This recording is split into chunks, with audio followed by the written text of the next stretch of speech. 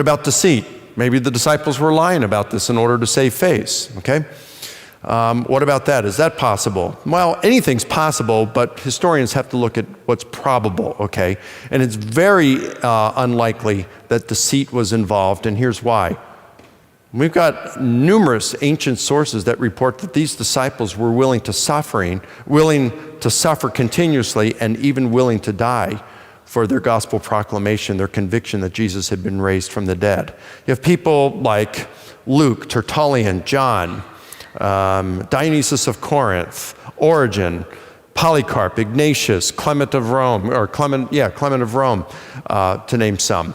And there are more. So, you got all these different ones that talk about these disciples willing to suffer continuously and willing to die for the gospel proclamation. You might have a few who are willing to do it, but all of them? And it's not like you just got shot back then. The Romans had some real interesting ways of killing people. Liars make poor martyrs, don't they? You say, well, wait a minute. People of all different kinds of faiths, Muslims and Buddhists and Hindus, they're willing to, and even communists who are atheists for the most part, they're willing to die for their beliefs or even their lack of beliefs. So just because the disciples were willing to die for their beliefs doesn't mean that what they believe is true. I agreed. But what it shows is it shows that they're willing to suffer and die, shows that they truly believed what they were suffering for was true.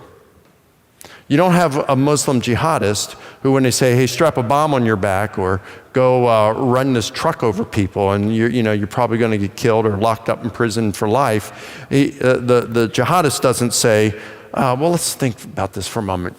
Muhammad's a false prophet, the Quran's not from God, and if I do this and kill these innocent people, I'll probably go to hell. Sign me up! They're doing it because they believe it's true. So what this shows is that the disciples were not only proclaiming that Jesus had been raised and appeared to them, they really believed it. And by the way, there is a difference when a Muslim jihadist dies for their faith today, or let's say one of the Christians they kill, and that Christian dies as a martyr by ISIS. For all they know, the Christian or Muslim, it may not be true. They've not seen these things. They're dying purely they're dying for what they believe purely on faith and some evidence, okay, perhaps. But we can't be 100% certain. The disciples, on the other hand, they knew what they were suffering for. It was either true or false. And again, liars make poor martyrs.